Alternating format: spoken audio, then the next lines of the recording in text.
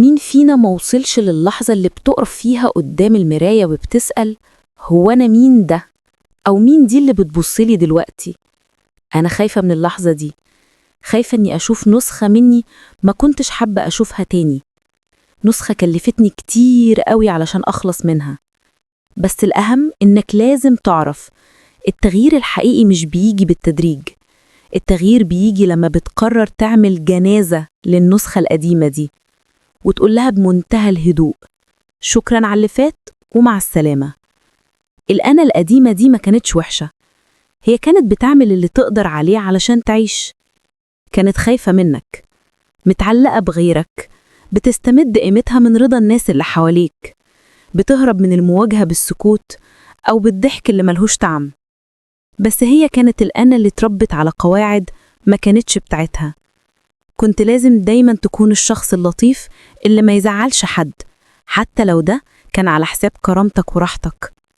أنا كنت فاكرة إن ده هو الأمان، كنت فاكرة إن التمسك بالأنا دي هو اللي هيخلي الناس تفضل جنبنا، لكن الحقيقة إن التمسك بيها هو اللي كان بيخنق روحي وبيخنق أي فرصة للسعادة بجد.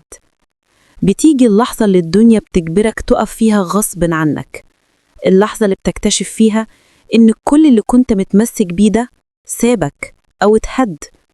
ممكن يكون فقدان علاقة، نهاية دور كنت بتلعبه في حياة حد، أو يمكن مجرد إحساس داخلي بالاحتراق.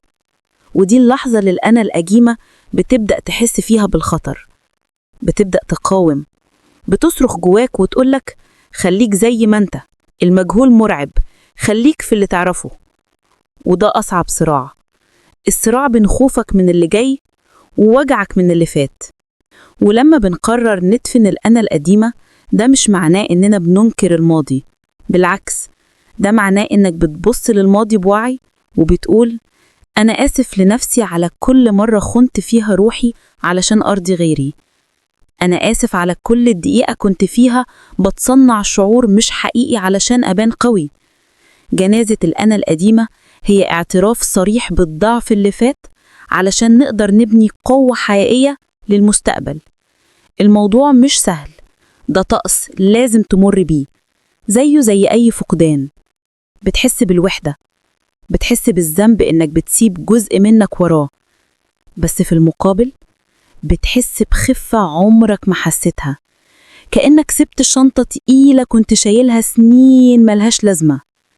النسخة الجديدة مش بتيجي كاملة، النسخة الجديدة هي مجرد صفحة فاضية، بتيجي بشجاعة إنها تقول لأ في الوقت اللي الأنا القديمة كانت بتقول فيه حاضر وهي بتنزف. بتيجي بهدوء لأنها عارفة إن قيمتها مش محتاجة إثبات من أي حد.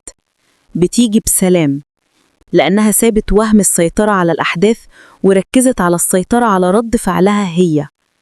القوة مش في إنك ما تغلطش تاني، القوة في إنك تكون صادق مع نفسك لما تغلط. جنازة الأنا القديمة هي أول خطوة في رحلة طويلة اسمها العيش بصدق، ودي أهم بروفا ممكن نمر بيها في حياتنا. دلوقتي بعد ما عرفت إنك مش مضطر تفضل ماسك في اللي فات، إيه هي الصفة الأقدم والأثقل في الأنا القديمة اللي قررت تدفنها وتريح نفسك منها؟ احكي لنا عنها في التعليقات، أو ابعت لنا رسالة على فيسبوك أو إنستجرام بروفة حياة لو محتاج تقول الكلام ده بصوت أوضح. في كل بروفة كلمة، وفي كل كلمة حياة. دي كانت بروفة حياة.